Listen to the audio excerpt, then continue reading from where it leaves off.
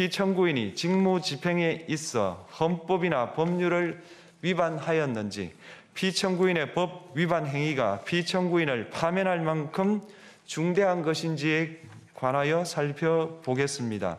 우선 소추 사유별로 살펴보겠습니다. 1. 이 사건 계엄 선포에 관하여 보겠습니다. 헌법 및 계엄법에 따르면 비상계엄 선포의 실체적 요건 중 하나는 전시, 사변 또는 이에 준하는 국가 비상사태로 저가 교전 상태에 있거나 사회 질서가 극도로 교란되어 행정 및 사법 기능의 수행이 현저히 곤란한 상황이 현실적으로 발생하여야 한다는 것입니다. 피청구인은 야당이 다수 의석을 차지한 국회의 이례적인 탄핵소추 추진, 일방적인 입법권 행사 및 예산 삭감 시도 등의 전횡으로 인하여 위와 같은 중대한 위기사항이 발생하였다고 주장합니다. 피청구인의 취임 후 이 사건 계엄 선포 전까지 국회는 행안부 장관, 검사, 방통위위원장, 감사원장 등에 대하여 총 22건의 탄핵소추안을 발의하였습니다. 이는 국회가 탄핵소추 사유의 위헌, 위법성에 대해 숙고하지 않은 채 법 위반의 의혹에만 근거하여 탄핵심판 제도를 정부에 대한 정치적 압박 수단으로 이용하였다는 우려를 낳았습니다. 그러나 이 사건 계엄 선포 당시에는 검사 1인 및 방통위위원장에 대한 탄핵심판 절차만이 진행 중이었습니다. 피청구인이 야당이 일방적으로 통과시켜 문제가 있다고 주장하는 법률안들은 피청구인이 제의를 요구하거나 공포를 보류하여 그 효력이 발생되지 않은 상태였습니다.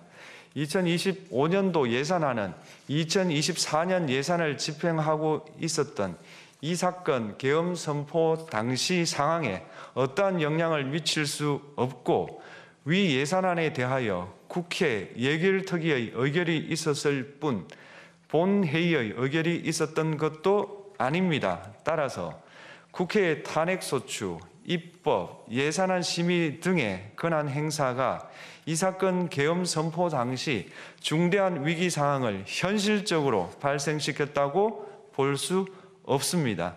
국회의 권한 행사가 위법, 부당하더라도 헌법재판소의 탄핵 심판, 피청구인의 법률안 제의 요구 등 평상시 권력 행사 방법으로 대처할 수 있으므로 국가 긴급권의 행사를 정당화할 수 없습니다. 피청구인은 부정선거 의혹을 해소하기 위하여 이 사건 계엄을 선포하였다고도 주장합니다.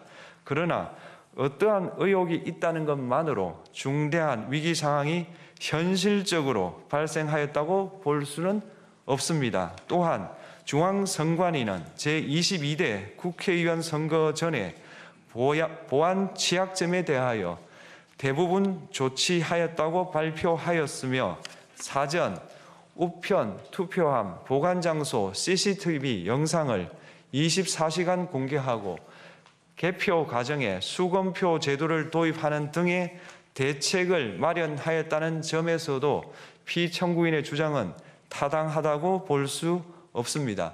결국 피청구인이 주장하는 사정을 모두 고려하더라도 피청구인의 판단을 객관적으로 정당화할 수 있을 정도의 위기 상황이 이 사건 계엄 선포 당시 존재하였다고 볼 수 없습니다. 헌법과 계엄법은 비상계엄 선포의 실체적 요건으로 병력으로서 군사상의 필요에 응하거나 공공의 안정질서를 유지할 필요와 목적이 있을 것을 요구하고 있습니다. 그런데 피청구인이 주장하는 국회의 권한 행사로 인한 국정마비 상태나 부정선거 의혹은 정치적, 제도적, 사법적 수단을 통하여 해결하여야 할 문제이지 병력을 동원하여 해결할 수 있는 것이 아닙니다.